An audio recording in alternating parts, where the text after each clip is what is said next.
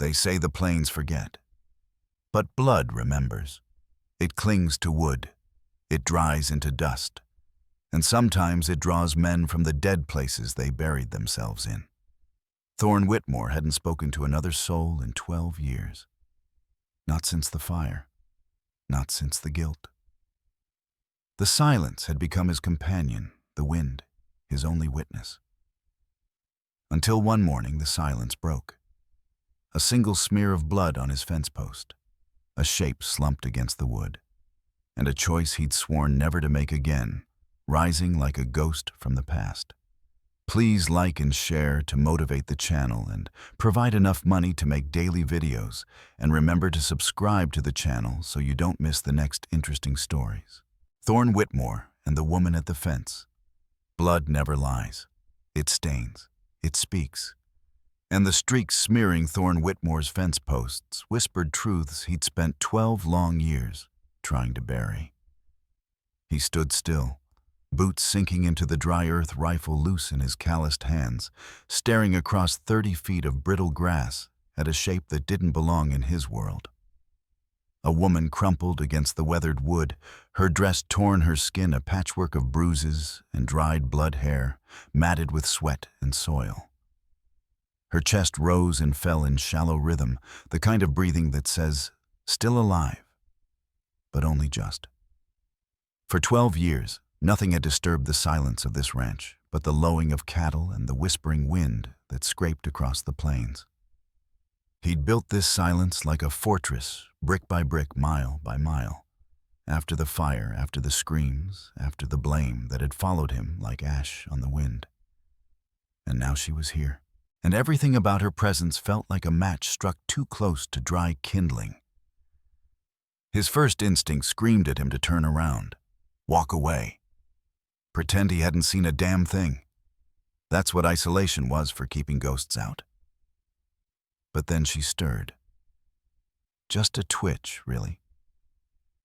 A soft gasp as she shifted her weight, one hand pressing to her side where her dress had soaked through deep crimson. The sound part, pain, part, exhaustion, part, something far more human sliced through his carefully constructed solitude like a knife. He should have walked away. But he didn't. Instead, Thorne took a step forward, then another. Each step felt like betrayal. Not of her, of himself. Of the vow he'd sworn long ago that he'd never get involved again. Never be the fool who believed helping someone could ever end in anything but fire and blood. Yet something in the way her body sagged against that fence post. It reminded him of another moment years ago when he'd been too slow, too late, when flames had taken everything. That guilt hadn't left. Not really. He'd just buried it beneath dust and cattle feed. He approached with the rifle low across his knees, a habit from another life. His eyes scanned her injuries, the torn fabric, the cuts on her arms, the mottled bruising along her jaw.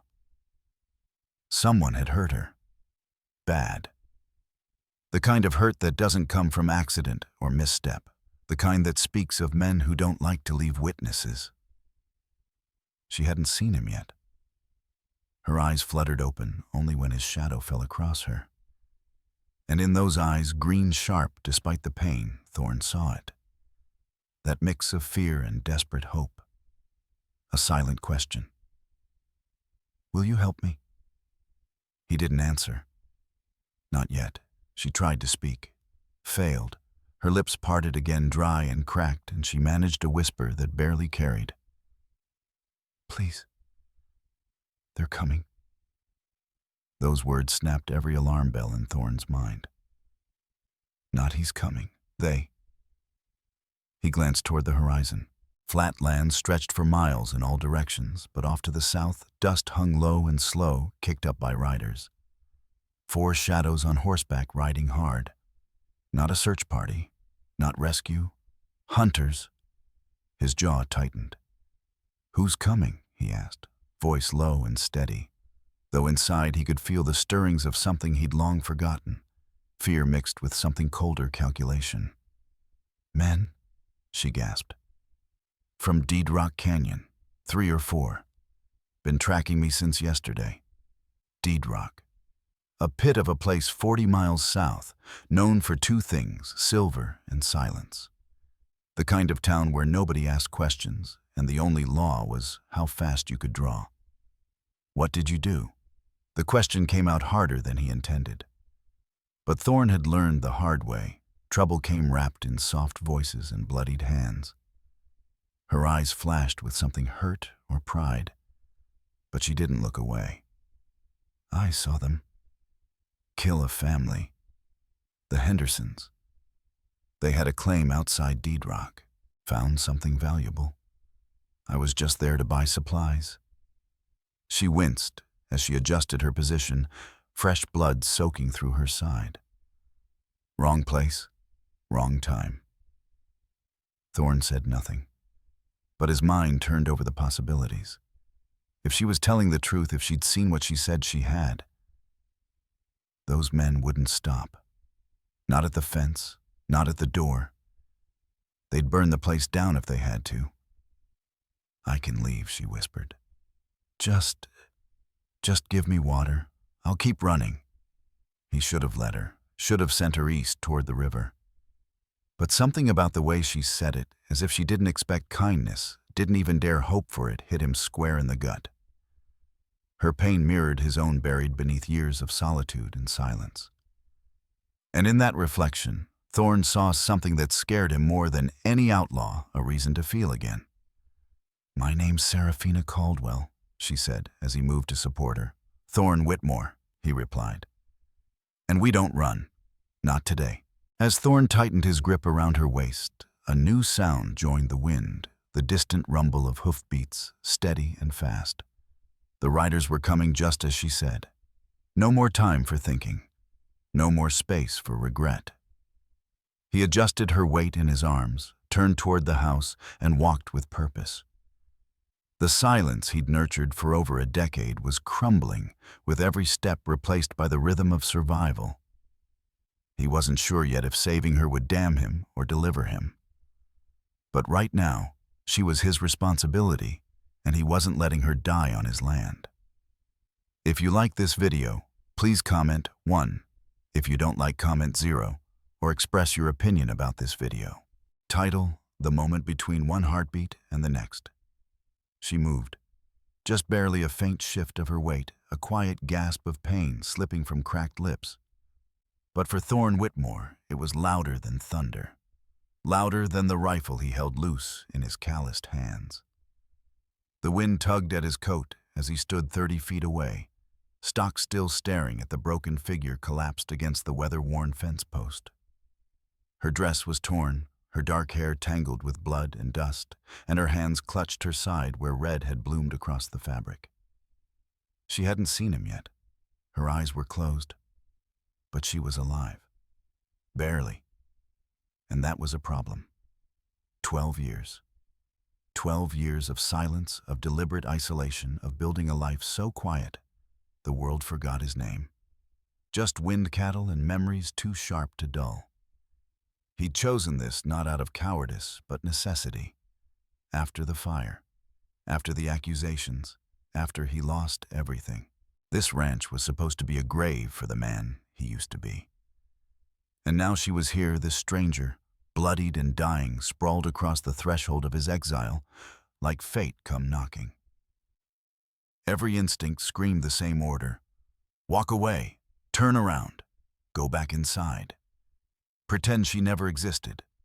That trail of blood on the fence post could have come from a coyote, a wildcat. Not your problem. But then that sound.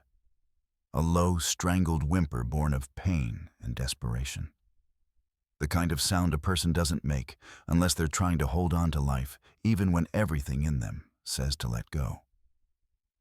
Something in his chest tightened. The same part of him he thought long dead. He took a step forward. It felt like treason. Then another. She opened her eyes when his shadow fell over her, green, brilliant, even through pain. Their eyes met. For one unbearable second, there was nothing but wind between them. And in her expression, Thorn didn't just see fear. He saw recognition. Not of him, not the man, but of the possibility he represented. Hope. And that scared him more than the blood. He crouched beside her rifle across his knees, keeping distance even as instinct pulled him closer. Her injuries were worse up close. Bruises along her jaw, deep gashes on her arms, and that wound in her side. It was bad. Bad enough to mean she hadn't run far. Then with a voice like torn paper, she spoke. "Please, they're coming." Thorn froze, the words cut through the wind. He looked toward the horizon, flat plains stretched to the edge of the world. But there to the south was a rising dust trail, faint but growing. 4 riders, maybe 5, moving fast. The tension coiled in his spine like an old injury. "Who's coming?" he asked, already knowing he wasn't going to like the answer. She tried to sit up, teeth gritted. "Men, from Deedrock Canyon. Been tracking me since yesterday." Deedrock, of course. He knew the place, 40 miles south. A pit of silver silence and sins buried in shallow graves. If she ran from Deedrock, she'd either stolen something or seen something no one was meant to walk away from. "What did you do?" he asked. The words came out cold. Too cold. Her eyes sparked. "What makes you think I did anything wrong?" "Innocent people don't usually end up bleeding on my fence post," Thorn said evenly, "with killers on their trail." She looked away, her lips pressed tight. For a moment he thought she'd refuse to answer. Then soft, broken, I saw them. Kill a family. The Hendersons. They had a claim near the canyon. Found something worth dying for. She blinked, and he saw moisture pool in the corners of her eyes. Not weakness. Not yet. I was just there for supplies. Wrong place, wrong time. Thorn studied her face. The bruises, the blood, the tremor in her voice. She wasn't lying. She wasn't even trying to manipulate him. She was exhausted. Running on fumes and instinct. "So you ran," he said quietly. "What else could I do?" she whispered. "Stay and die." Another gust of wind. Louder this time, not the wind. Hoofbeats. He turned. The riders were closer now. Cresting the ridge silhouetted against the morning sun. 4 just like she'd said. Spread wide, approaching with the confidence of men who had already decided what they were going to do to anyone in their way. Thorn did the math. 4 armed men. Murderers. Witnesses to eliminate. They wouldn't leave if they saw her. And now that they'd followed her trail to his land, it didn't matter what he chose. He was already involved. "Please," she said, struggling to rise, "I won't bring you more trouble. Just point me toward water. I'll keep going." He didn't answer. He wasn't looking at her anymore. He was looking at the horizon, the dust, the riders. And past that, into a mirror, held up by fate itself. 12 years ago he ran too. From fire, from blame, from ghosts, and maybe this was his reckoning. "Can you walk?" he asked. She nodded barely. He moved beside her, slipped an arm under her shoulder. She leaned into him, legs trembling. "My name's Serafina Caldwell," she said, breath hitching. Thorn tightened his grip. "Thorn Whitmore, and we're about to get very well acquainted with my root cellar." And as the wind rose, carrying the thunder of hooves, he made a decision not with logic, but with something older and deeper. Something that might just be called redemption. Thorn stepped away from the trap door, his fingers lingering for a breath longer than needed. Beneath the floor, Sarah's presence felt like a heartbeat he was suddenly responsible for. He crossed the room, grabbed his rifle, and moved to the front window. The dust cloud had become Shape's 4 riders, closing fast, formation tight and practiced. These weren't men chasing. They were men prepared to kill. Thorn's jaw clenched. The porch creaked beneath his boots as he stepped out into the open. 12 years of silence had bought him peace. But now, it was time to pay the price. Please like and share to motivate the channel and provide enough money to make daily videos. And remember to subscribe to the channel so you don't miss the next interesting stories. Title: Blood on the fence post. Blood doesn't lie. It stains, it speaks. And the smear of it across Thorne Whitmore's weather-beaten fence post told a story he wasn't ready to read. He stood still 30 feet away, boots sunk into the dry dirt of his land, the rifle in his hands, not raised, not slack, just there like a habit he hadn't broken. The wind tugged at the brim of his hat, carrying with it the scent of dust cattle and something sharper copper. Blood. There she was. A woman collapsed against the fence, dark hair tangled with dirt and something darker. Her dress torn, her skin pale as bleached bone beneath the morning sun. Her hand was pressed against her side, blood soaking through the fabric in slow seeping waves. She hadn't seen him yet. Her eyes were closed, breathing shallow, alive but barely. For 12 years, nothing had touched this land except wind and hoofbeats. Thorne had made damn sure of it. No neighbors, no visitors, no complications. Just cattle silence and the kind of peace that comes only when a man erases himself from the world. He'd built that peace like a fortress, after the fire, after the whispers, after the guilt that followed him like smoke. This land didn't offer redemption, just forgetting. And forgetting had been enough. Until now. A voice inside him, sharp, urgent, told him to walk away. Not because he was cruel, but because he knew how the story ended when strangers brought blood to your door. Trouble never traveled alone. It came with lies, bullets, and gravestones. He'd learned that the hard way. But then she moved just slightly. A sound escaped her lips. Not a scream, not a word. Just a whimper laced with pain and something more dangerous, hope. And that sound reached a part of Thorne he thought he'd buried. His first instinct was to turn back. His second was to help. But his third, the one that stopped him cold, was the need to know. Why her? Why now? Why here after 12 years of silence? What force had led this woman to his fence? He took a step forward. It felt like betrayal.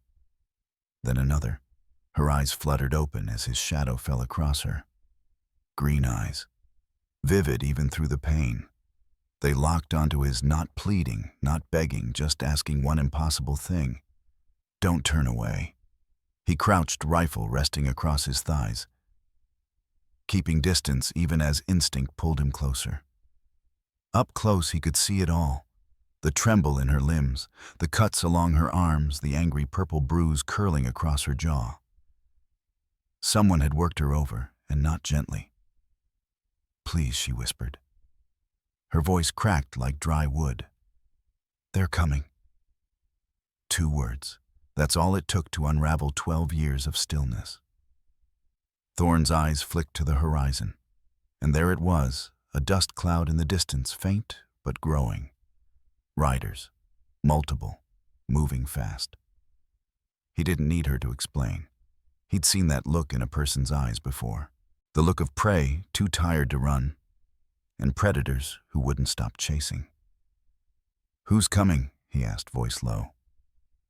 She tried to sit up, wincing as the pain twisted through her side. Men from Dead Rock Canyon.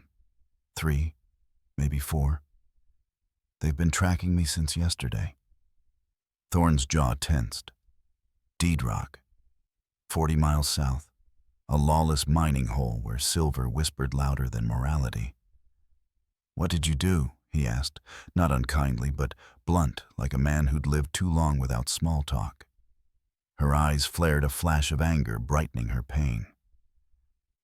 What makes you think I did anything wrong? He didn't answer. Just let the silence stretch until she broke it. I saw them kill a family, she said, voice low. The Hendersons. They had a claim. It was just passing through, picking up supplies. Wrong place. Wrong time. Thorne studied her. He wasn't just looking for lies.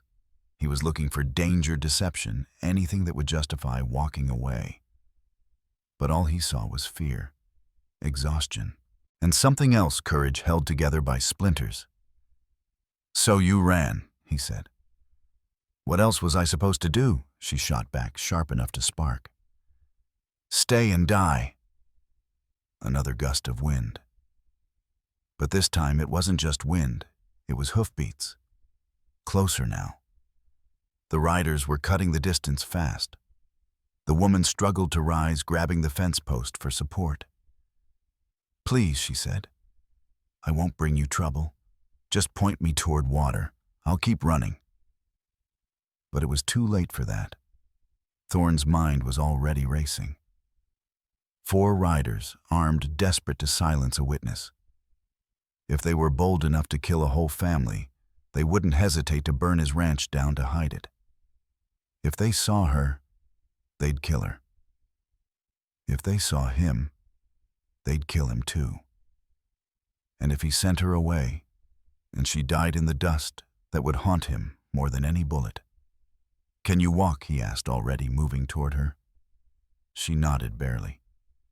But when her knees buckled, Thorne caught her. Without thinking, he lifted her into his arms.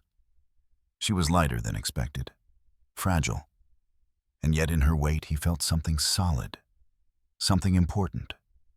"My name's Serafina Caldwell," she murmured as he carried her toward the house. "Sarah," he said. "I'm Thorne Whitmore, and I've got a root cellar with your name on it." As they neared the house, the hoofbeats grew louder. Thunder on the plains, whatever peace he'd known was gone. But for the first time in years, Thorne didn't feel alone. And that was more terrifying than the men who rode to kill them. Smoke clung to the air like a second skin. The stench of gunpowder and scorched earth hung heavy over the ruined porch. Thorne stood over Murdoch's lifeless body, his rifle still warm, his breath shallow. Somewhere behind him, Sarah coughed, alive, but barely. The fight was over, but the silence that followed wasn't peace. It was aftermath. He looked out across the land, blood in the dirt, wood splintered by bullets, the cattle skittish in the distance. Then he turned, walked back inside, and gently shut the door. He had buried his past once. Now, maybe he could begin unburying himself. If you like this video, please comment 1. If you don't like, comment 0, or express your opinion about this video. Title: The Weight of Staying.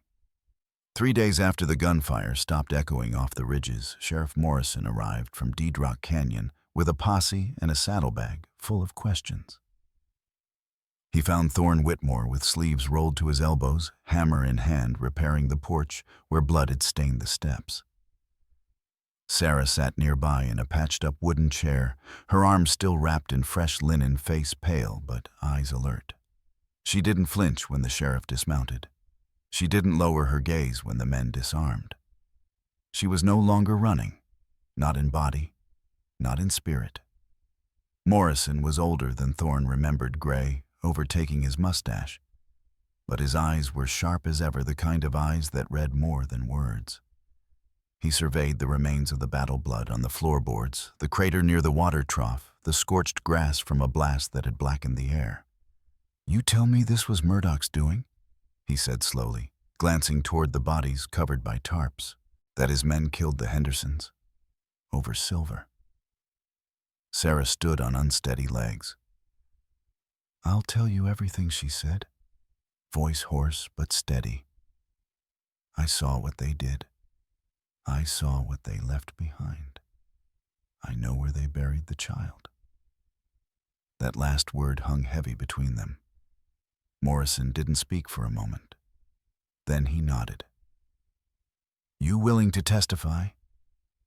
Her fingers clenched the fabric of her sleeve. "Yes, for Sarah Henderson. She deserves that much." The sheriff turned to Thorne. "And you people remember you, Whitmore. Some thought you were dead." Some hoped you were. Thorne set the hammer down on the porch rail. Maybe I was, he said. But she showed up bleeding on my fence, and something told me I couldn't keep pretending anymore. You know this'll stir talk, Morrison warned. Men will come, some with questions, some with favors, some with debts they think you still owe. I've lived long enough with silence, Thorne replied. Maybe it's time to let the noise back in. Morrison studied him a moment longer, then walked toward his horse. You did right by her, he said. That's more than most can claim in this world. Then to Sarah. Someone like you could disappear. We can get you to Denver. New name, new start. Sarah didn't answer. Not yet. That night, the fire crackled low inside Thorne's home. The air carried the clean scent of pine smoke and bread warming over coals. Sarah sat across from him, one leg curled beneath her, the Colt she'd used still resting quietly on the table between them. Unspoken, but not forgotten. I could leave tomorrow, she said softly, watching the flame. He offered to escort me. Whole new life. No past to follow me. You could, Thorne said, not looking up from the mug in his hands. Sarah turned to him. But I'd still carry it. The past, I mean. Denver can't change what I saw. Or who helped me survive it. He was silent a beat longer than she expected. When he finally spoke, it was low. Rough. You planning to stay because you owe me, no? She shook her head. If anything, it's the first place I've felt I don't have to owe anything. Thorne didn't know what to say to that. Words had never come easy, not before, and especially not after. His chest tightened with a feeling he hadn't named in years. Not love. Not yet. But the ache of not wanting to lose what had just been found. After a long pause, he stood, walked to a small chest in the corner of the room. He opened it and pulled out something wrapped in oilcloth. He unwrapped it slowly, a medal from the war blackened with soot. A photograph faded, a little girl and a woman smiling on a porch that no longer stood. And beneath them, a letter. Unsent. The edges curled with time. I kept this, he said almost to himself, because I thought I'd never have another chance to tell anyone who I was, before I became what I am. Sarah watched, not speaking. He stared at the letter for a long moment, then tossed it into the fire. The flames caught quickly, curling the paper into smoke. A letting go. Then he turned and met her eyes. This place could use a woman's touch. And extra hands. Cattle need tending, fence still broken on the east side. And He hesitated, the words slow, heavy, real. I'm tired of being alone. Sarah smiled, not brightly, but quietly, like sunrise through mist.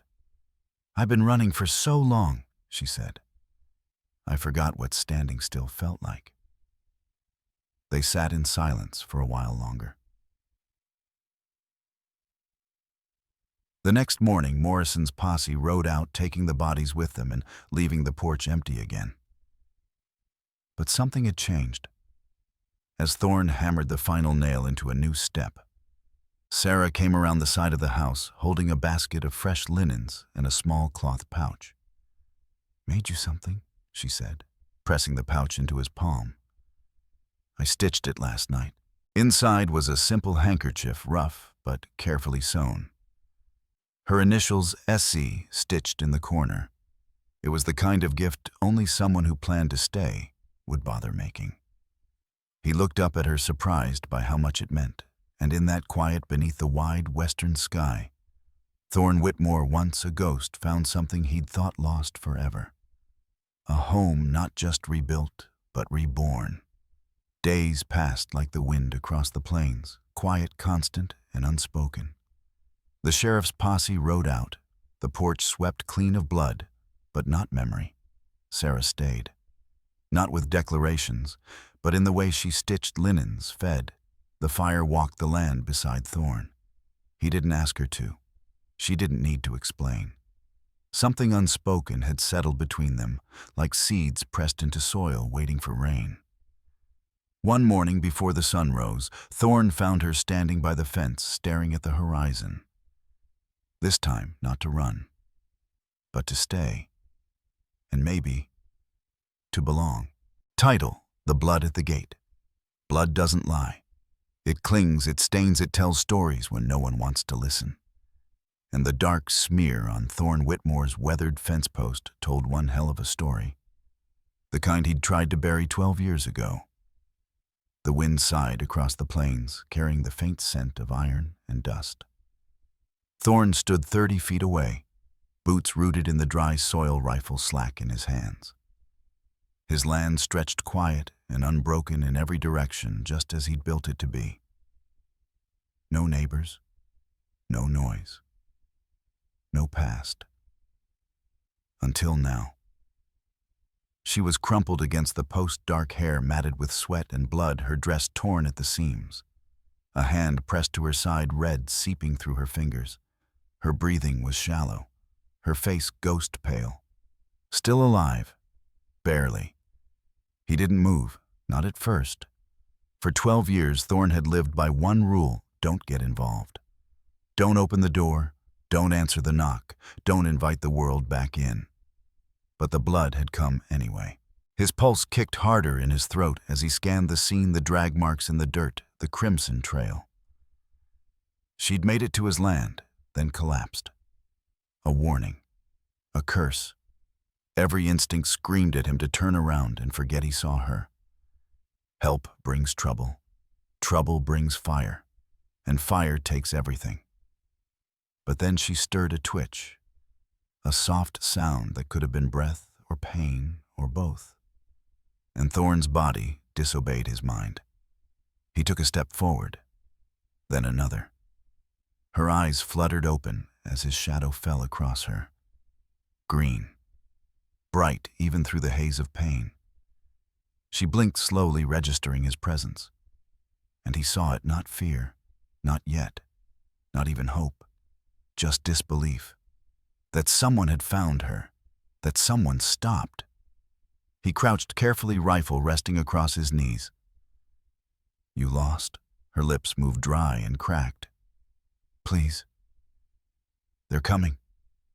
His blood chilled. Who's coming? She winced as she tried to sit up, gasping through clenched teeth. Men. From Dead Rock Canyon. 4 of them. Maybe more. Been tracking me since yesterday. Dead Rock. He knew the place.